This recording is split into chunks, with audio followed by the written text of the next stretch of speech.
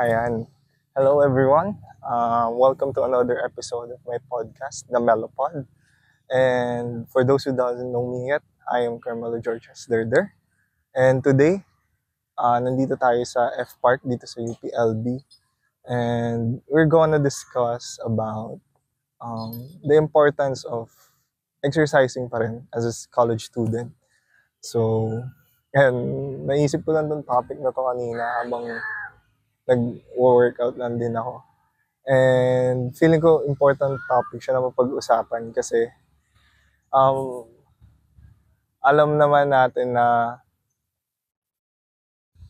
limited talaga yung time natin as a college student kasi kinakain na most of the time ng ACADS lalo na pag Hell Week.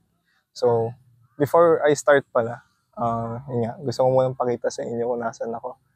Uh, Nasa F Park ako ngayon dito sa UPLB and eto, ikit ko yung camera ko. Pakita ko lang.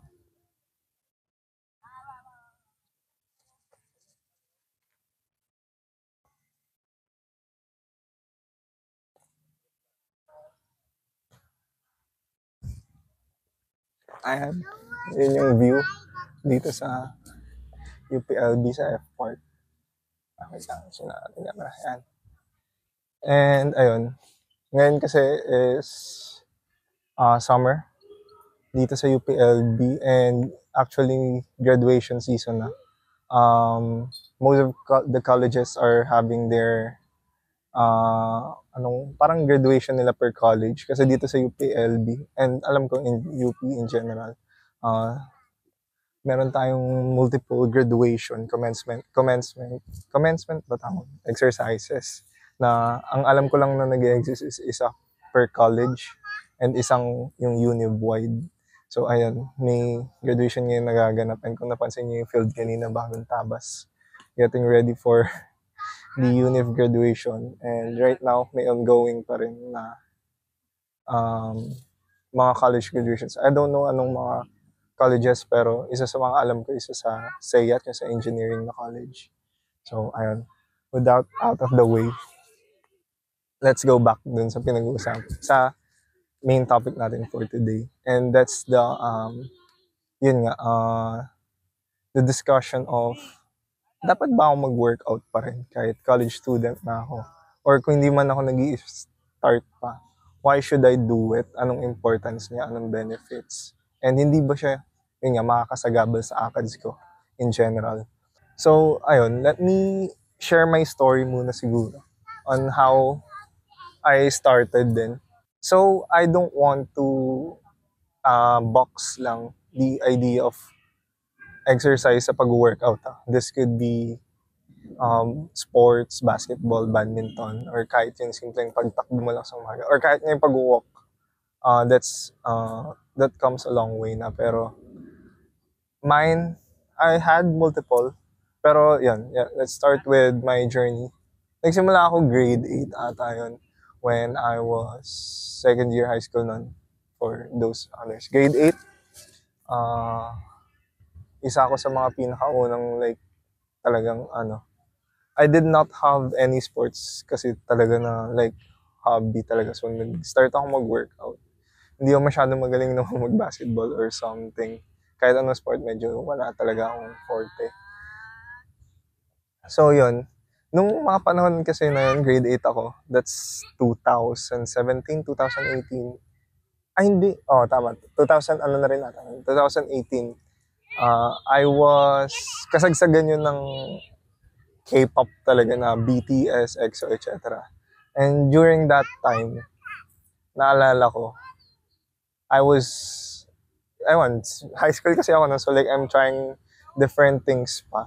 And one thing na ginawa ko nun, no high school, sinubukan ko lang, was dancing. And yun nga, kasagsagan ng BTS yun, ang kadalasang sinasayo nun is puro K-pop. And naalala ko, one of my motivation to start the working out was dun kasi sa isang sinayaw namin, yung Fake Love ng BTS. Sumayaw dun si Jungkook. Then, isang step niya dun yung parang nagtaas siya ng shirt and something, tapos may abs siya, tapos parang me myself, parang gusto kong magawa yon. Given na during that time, grade 8, grade 9 ata, hindi, syempre nakakaya kasi chan, di ba? So like, sabi ko, gusto kong mag-abs somewhere. So yun yung pinaka-main, ko talaga nun, driving factor ko nun, kung bakit gusto ko mag-workout, gusto kong mag-into fitness. For abs lang talaga. And alam mo naman, mga high school, syempre, may yun yung time na tinatry mo mag-fit in kasi talaga, tinatry mong, talagang, syempre pag may abs ka nung high school, di ba? So ayun, na-obtain ko naman siya like after 6 months, nagkaroon ako ng 6-pack abs. During that time, ang workout na ginagawa ko was with an app sa cellphone. So ayun, hindi naman kasi ako pwede pang pumunta ng yung mga gym na talaga nun kasi like, wala naman talaga akong pera nun. Siyempre, high school, hindi ka naman binibigyan ng malaking allowance talaga nun. And my parents didn't, naman talaga, supported me with that idea of bodybuilding, pagpapalaki ng katawan and something. Although, during those times, hindi ko pa naman talaga isip yung mag-bodybuilding. Gusto ko lang talaga magka-abs na. So, ayun. Nag-start ako. Then, after 6 months na, obtain ko naman siya. And yun nga, dun yung sinasabi nila na iba feeling talaga kasi like, may mga nagsasabi nga na it's yung seeing yourself being confident naked. Walang relo, walang designer clothing ang kayang tumapat sa confidence na binibigay sa'yo ng pag-confident ka. Pag, with your own skin, di ba? So, ayun, isa yun sa nagustuhan ko. Pero, after kong magka-abs, like, parang, okay, since yun nga, yun na yung driving factor ko na magka-abs ako. Nung nakuha ko siya, tumigil na ako. So, ayun,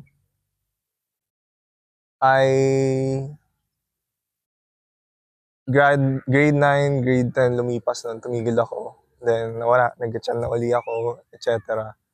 And, may difference ba? Ayun nga, wala naman masyado kasi like, medyo tumaba ako, nagkalaman na rin ako nun. And, di rin kasi ako confident din talaga dun sa katawan ko kasi like, may abs nga ako pero like, I'm still skinny. Ganun. Parang lumabas na yung abs ko kasi payat ako. Pero, ayun. After nun, once in a while, nag-workout pa rin ako kasi I really enjoyed it naman kahit papano. Then, natigil, ayun, then pandemic happened. During grade 9, grade 10 ata, kahit hindi na ako consistent, parang nagbubuhat pa rin ako. Naalala ko pa nga nun, sa Caloocan City Science High School kasi, from where I studied high school, may allowance kami. So, like, that's 300 like per month. So, mula doon sa ipon ko doon na allowance na yun, bumili ako ng set ko ng barbell set sa Shopee, Lazada ata, na worth 1,000. Una, 20 kilos lang, ganun. Siya, barbell and dumbbell na nabubuo. Tapos, ayun, I started with that hanggang sa dumami, naging 40 kilos, tapos 60 kilos na. Then ayun, may parang gym ako sa bahay na, pero like, casual lang siya. Naging hobby na rin kasi talaga siya sa akin. So, ayun. Then, pandemic happened. Alam naman natin pandemic. Ayun, tamad na talaga ako. Sobrang tamad na natin ng pandemic. Feeling ko, hindi lang ako. Tumaba ako nun ng sobra, naging overweight ata ako nun. And I really felt like, like, shit nung na yun. Kasi like, sobrang sedentary yung yung lifestyle ko nun. Like, nakaupo lang ako. Syempre, online class, nakaupo ka, nakatapat ka lagi sa computer. Ayun. Sobrang, I really felt like shit nung, nung mga time na yung pandemic. So, yun. Then, dumating yung college approach. I still have that, gusto ko pa rin kasi natutuwa talaga ako. And later on, I-explain ko bakit natutuwa pa rin ako. And how it helped din me na hanggang ngayon nag-workout pa rin ako. So, yan. College came. Naalala ko, naghahanap kami ng dorm noon. And yun nga. isa sa naging factor ko nung pagpipili ng dorm nun is yung nag-G ako sa isang parang mahaling condo. Kasi like meron silang sariling gym sa ano. Pero onti lang equipments niya. So, ayun, doon ako nag-start. And it's always been a dream of mine naman. Kasi gusto ko naman kasi talaga makapag-gym na before pa lang nung ano ako. No choice lang talaga kasi wala naman akong pera. So, puro calisthenics ng mga ginagawa kong workout. Then, ayun, it started from that. Tas yung mga tropa ko na naging into gym na rin. Then second year, nagsimula na ako magbayad ng like for ano talaga, for gym membership. Which here in LB quite mura lang siya kasi like 500 per month lang siya if estudyante ka. So that's really convenient for us students. So let's talk about yung bakit kailangan mong mag-gym. Bakit kailangan mong magputuloy kung nag-gym ka na, and bakit makakatulong siya in a way din sa academics mo. So ayun, let's talk about na how I believe you should continue working out if you're working out, and why you should start. Even though college na tayo, ganun, na marami ng pinagkakaabalahan, and how it helped me in a way in my ACADS greatly now, which I believe kung nagpataas siya ng grades ko kahit papaano, indirectly. Hindi ko na siguro i-discuss yung mga physical benefits ng pag-exercise kasi feeling ko lahat naman na tayo alam yun. Yun naman yung primary reason ba't ka nag-exercise din, to feel good. Para maging physically fit, di ba? Pero dito kasi pag-uusapan natin how it helped in my univ life dito sa UP. So una muna is it's a great stress reliever para sa akin. Gym kasi for me is a form of meditation. Before, yun nga, kwento ko naman sa mga previous podcast ko, I'm really into self-help. And isa sa mga sinasabi sa mga self-help is yung importance ng meditation. Pero like, I never really got hindi ko nagustuhan ng meditation kasi masyado siyang boring sa akin. Pero like, gym, na-realize ko, ang pag-gym para siyang meditation na for me. Kasi yun nga, ay tahimik lang sa gym, kada reps mo, focus ka dun lang sa ano mo. Kasi 'di ba sa meditation, focus ka sa breathing. Diba? Like, tapos mag-focus ka lang sa breathing mo. Try not to think of anything aside from, yun nga, mag-focus ka lang dun sa breathing. And I think, masasabi ko meditation yung gym kasi yun nga, di ba pag sa sets ka, focus ka lang dun talaga sa sets mo, sa binubuhat mo. So, yun, in a way that helped me stress. And alam ko rin, bukod sa, yun nga, it's a form of meditation. Meron din maraming papers na nagsabi, try niyong basahin and then mag-research kayo. Na nagsabi na it really helps with stress kasi meron siyang mga hormones na nilalabas. I don't know, dopamine ata, serotonin or something. Kaya nga, I think isang reason din siya kung bakit gustong-gusto ko pa rin siyang ginagawa. Kasi, yun nga, siguro ito na lang pag-usapan natin, yung every after mo kasing makatapos ng gym, iba yung satisfaction na nabibigay niya. Na, like parang, kunyari wala kang nagawa sa buong araw, tapos nakapag-gym ka, feeling mo fulfilled ka na for that day kasi at least isa kang bagay na na-accomplish during that day. Iba yung satisfaction. And feeling ko din, feeling ko negative na rin to in a way. Pero pag hindi ako nakapag-gym sa isang araw, parang hindi kompleto yung araw ko. I hope hindi siya ganun ka-negative, pero yeah.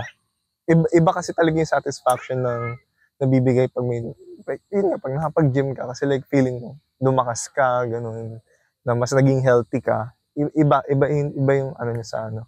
So, ayun, bukod from physical attributes physical benefits na nabibigay ng pag-gym, iba rin yung sa mental. Yung bigay niya sa mental mo eh. Kasi yun pa, isa pa, it boosts your confidence din. gaya nga ng sabi ko kanina, walang tatalo sa confidence na binibigay ng you're confident with your own skin, na like proud ka sa katawan mo. No designer clothes, no watch can match that, kahit anong gano'n pa siya kamahal. Talagang pag na ano yung utak mo, kasi lahat naman kasi talaga sa buhay nasa utak mo talaga eh. Parang ang feeling ko rin, I believe this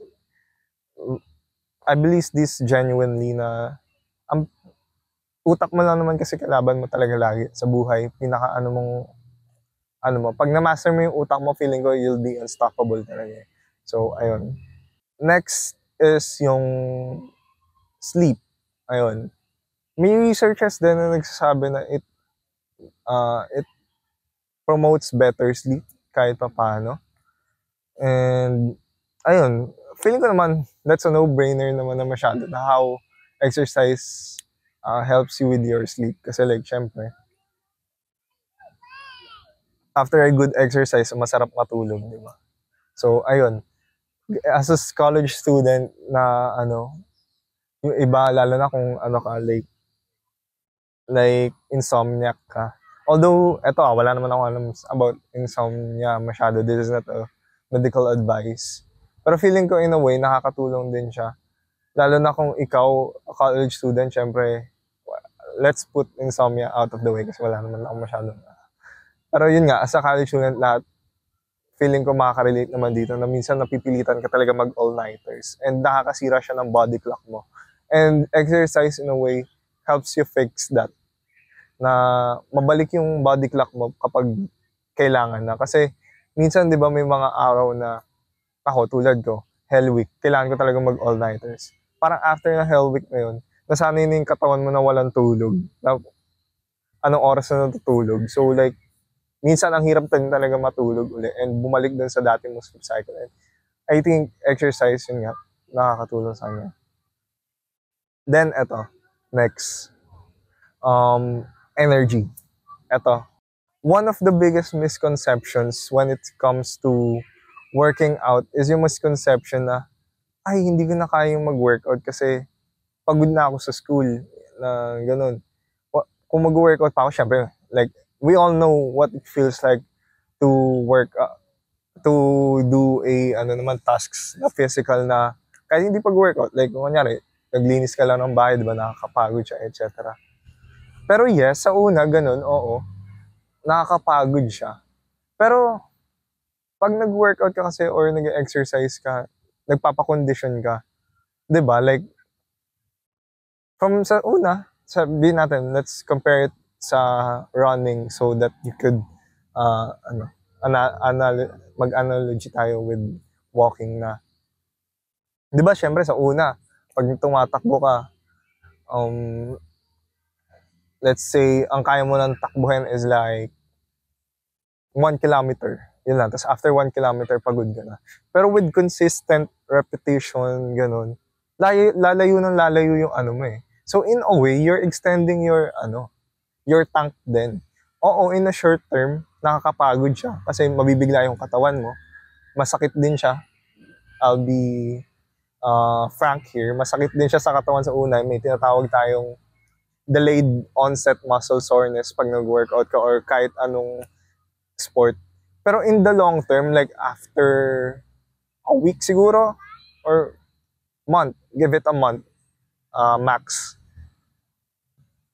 masasanay yung katawan mo talaga and yung energy levels mo talaga as a whole will expand, will be much bigger. And yun yung tingin kong doon, important doon. So it, in a way, it will help you pa nga to have more energy throughout the day to finish your task. Ito, yung isang sinasabi ko na kung paano siya nakakatulong sa ACADS. Kasi syempre, mas marami akong energy for ACADS, di ba? Na pag nagtitrain ka kasi ng katawan mo, natitrain din yung, alam naman natin yung utak natin, kailangan ng dugo, di ba? Like, when you work out, you get your blood pumping, so the more na mas ano yung utak mo sa ano, di ba? Mas magagamit mo siya na maayos. So, ayun. Again, wala akong masyadong medical ano dito, pero this is from my own experience din. And actually, marami rin naman ako nababasa. Sa YouTube, ganun. Sa YouTube ng mga ganito. I'll try to put a link din sa baba ng mga researchers na makahanap ko to help you. Siyempre, gusto naman natin may source din yung mga pinagsasabi ko. Pero ayun, yung energy, overall energy nakakatulong. And again, yun nga, yung siyempre, stress reliever din siya after a busy work and ACADS. Kasi minsan, alam naman natin, ACADS din, main source din siya ng stress natin, di ba? So, it's a way to calm yourself down din. So, ayun, next is focus. Ayun. Meron din ako mga papers na nababasa na, yun nga, again, gaya na sinabi ko kanina, it helps you to focus more kasi you have yourself, your blood pumping ng maayos sa utak mo, which your brain needs. And ako nga, naaalala ko, minsan pag nag-aaral ako ng aral talaga, pag like tinatamad na ako or something, kasi syempre nakaupo ka lang, nag-aaral ka, basa. Like, lalo na ngayon, laptop, screen, harap ka. Ilang oras, di ba? Like, parang nakaka-uyam din siya, nakaka-umay din siya sa pag nagtagal. So, ayun, minsan, like, after like an hour of studying, biglang, I will get down on the floor and start doing push-ups lang kasi just to get the blood pumping. Or minsan naman, pag hindi ako makapag-start in general, kasi minsan, di ba, may ganong friction sa pag-aaral na parang, lalo na kung galing ka sa pag-scroll sa phone, na parang, ay, nakakatamad pa. Kasi minsan, the hardest part din sa pag-isimula mag-aral is yung starting na mag-studying. Then, madali na lang to get the ball rolling, pero yung mag-start ka, yun yung medyo mahirap. So, ayun, dun ko nagagamit yung pag-exercise din as a whole. Kasi, yun nga, sa energy rin, connected pa rin naman siya sa energy. Kasi, yun nga, minsan may mga times din na parang, pag hindi ako nakapag-workout, feeling ko, ang tamlay-tamlay ko, ganun. Kasi like, yun nga, walang dumadaloy na dugo sa akin na maayos eh. Kasi, alam niyo naman, feeling ko aware naman kayo sa adrenaline, di ba? During adrenaline, like parang yung puso mo tumitibok ng sobrang bilis. It's to get your body pumping para like kailan ka ba nagkaka-adrenaline usually? Like sabihin natin sa mga movies, di ba, pag merong mga away or something, pag nagkaroon ng adrenaline, parang mas nakakagawa ka ng mga bagay na normally hindi mo nagagawa. So ayun, that's the concept behind it, kung bakit ko siya ginagawa. And again, yun nga, so focus, it helps with my focus, energy, and yun nga, stress reliever. Then lastly, ito medyo additional na lang din siya. Ito, in my personal experience, lalo na me, na dito sa LB, UPLB nag-gym, ang mga ka-gym ko naman kasi dito madalas is mga students din. So ayun, di ba? Like, pag nag-gym ako, may mga nakakilala akong bago. It builds connection. Napapractice ko yung paano makipag-socialize, ganun. Tapos nalalaman mo yung mga buhay-buhay ng mga tao. So, ayun, I think medyo unexpected to. Pero, di ba? Why not, di ba? So, ayun. Those are the benefits, I believe, that I see from my experience, I'm experiencing those benefits. So, ayun. And I do believe mag-work din siya sa inyo. And again, yun nga, for my sources, I would try to link some studies below or YouTube videos din. So, ayun. Next naman natin is yung sa tips. Tips on how to start, tips on how to continue, paano maging consistent. Lalo na kung na convince ka na sa mga pinagsasabi ko kanina. So, ayun. First tip is yung sa time. Sa time kasi, di ba, nasa isip nga natin, again, yun nga yung pinaka-main problem pa rin talaga eh. Kasi yung kinakain nga siya kinakain na iniisip natin kakainin ng ACADS yung buhay natin. Wala na tayong time for working out.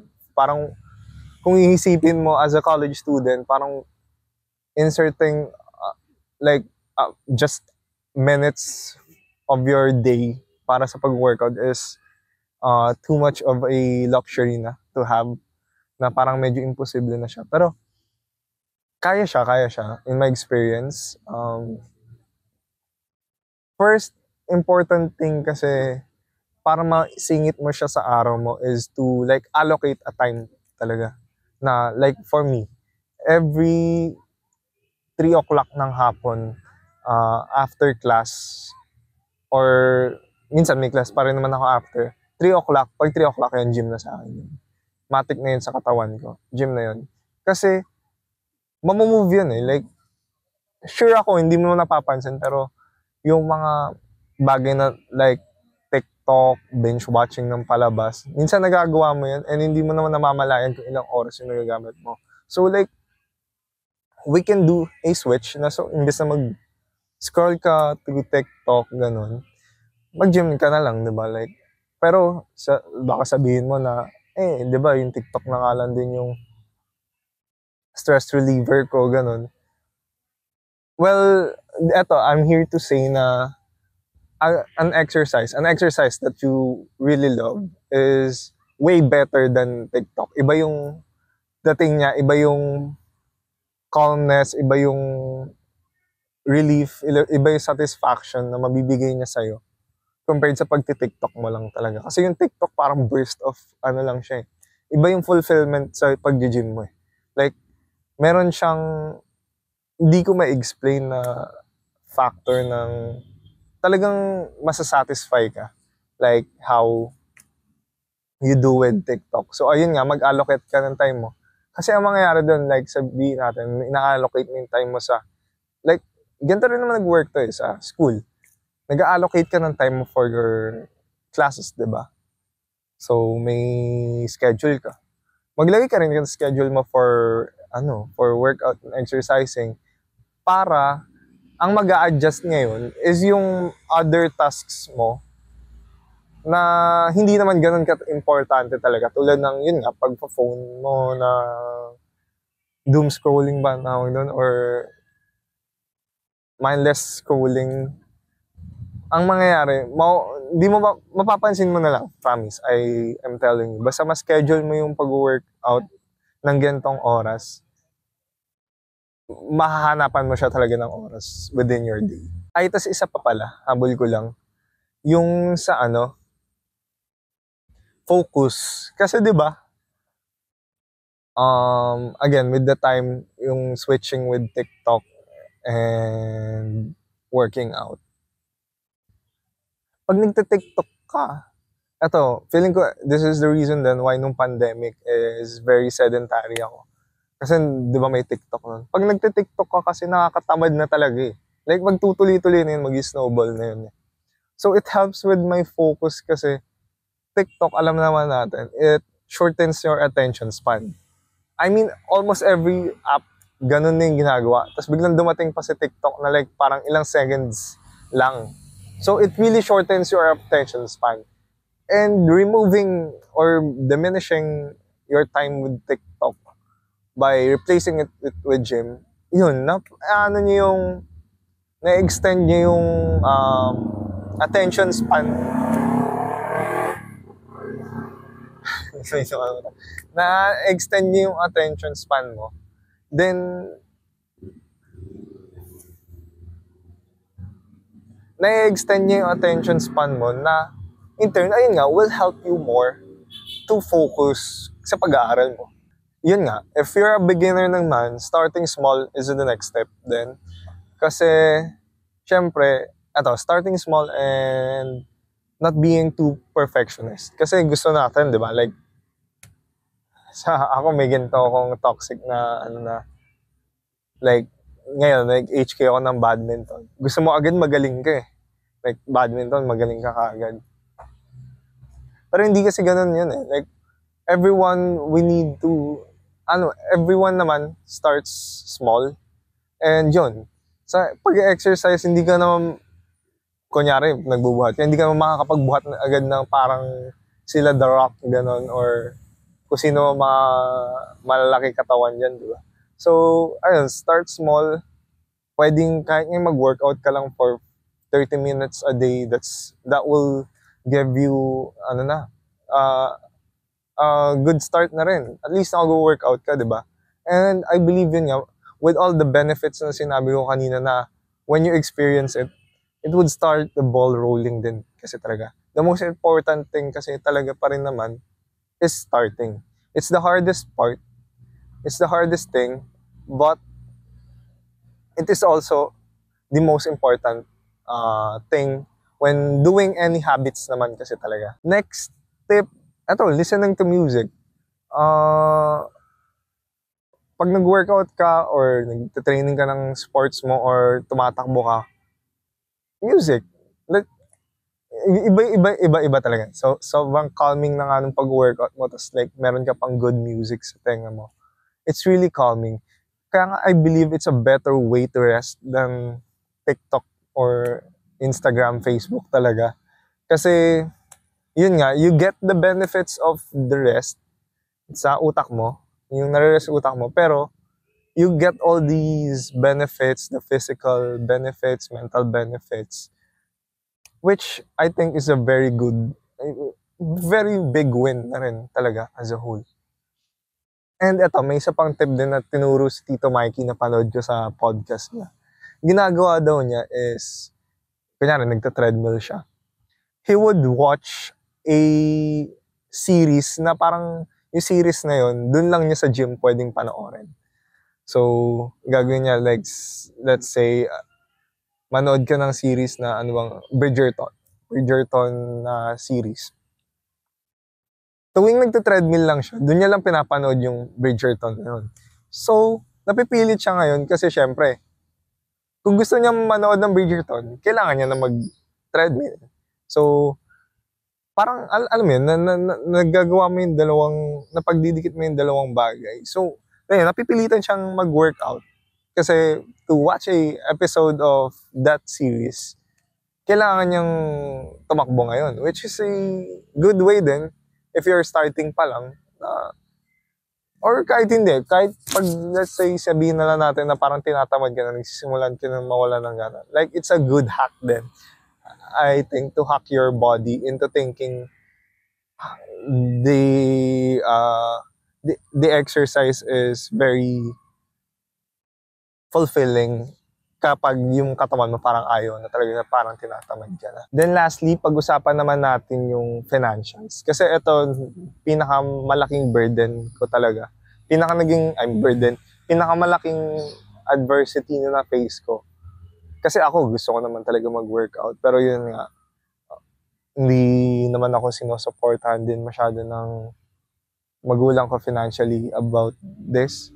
Na medyo may paniniwala sila na parang gusto nila pag nagtatrabaho na lang ako ganun, na doon na lang ako mag-gym. Kasi syempre, hindi naman nila masyado, alam naman natin, as Filipinos, hindi nakikita masyado ang pag-workout as a necessity. Pero, ayun, gaya nga na nasabi ko kanina, mga kwento ko, financials, mahirap talaga. Pero, naraos ko naman siya kasi, yun, there's many ways to start naman talaga and to be into fitness nang hindi ka gumagastos. Actually, yun, ako nag-start ako with, search nyo calisthenics, how to do calisthenics. Marami naman sa YouTube dyan how to work out at home. Mga push-ups lang, calisthenics kasi it's using your body weight lang, push-ups, sit-ups, etc. And ayun, libre naman yun, di ba?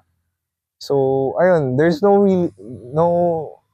excuse talaga if you really want it. Kasi there's many ways to do it. Gusto mo, yun nga, again, takbo. Kung gusto mo tumakbo, pwede kang tumakbo naman.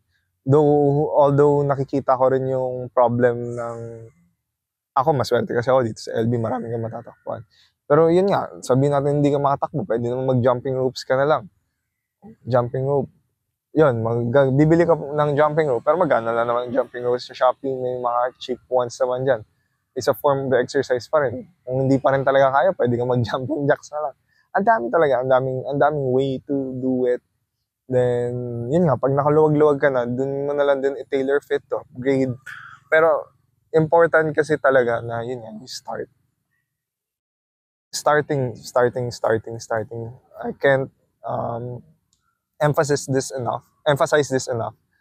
Yung pag-start mo talaga, yun yung pinaka-important. And, ayun, good luck. Good luck sa journey nyo. In case na, I hope na convince ko kayo on how important it is to work out. Kahit busy na tayo as a college student. So, ayun, if nagustuhan nyo yung video na to, don't forget to like para mas maraming makanood. Then, don't forget to follow na rin, subscribe if sa YouTube ka nanonood, follow sa Spotify. I have my socials sa baba sa descriptions if you want to follow me. Instagram nandun din. And if you have questions, again, I'm asking sa mga may nanonood dyan, baka may gusto kayong maging topic na pag-usapan natin. May mga tanong kayo. I will be glad to answer them. So, ayun, nandun yung email ko sa baba sa description, ask@melopod. So, ask any questions lang doon and I'll try to answer it. And, yun, let's try to help everyone then